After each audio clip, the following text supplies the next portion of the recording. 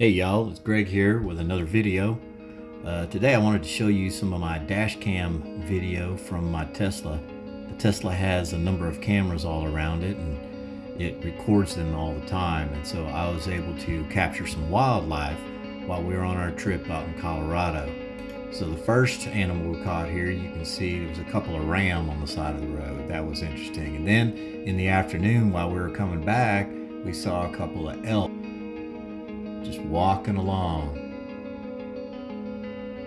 Man, that was majestic. It was incredible to see these animals right there next to us in our car.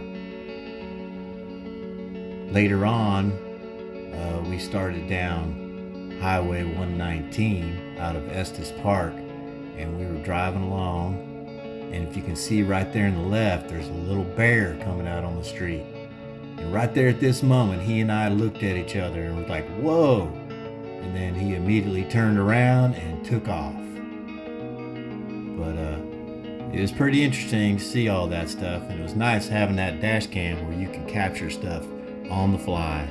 So if you don't have a dash cam, you should get one, because you'll capture some incredible moments. Alright, if you like my video, click on the like and subscribe to my channel. Talk to you later.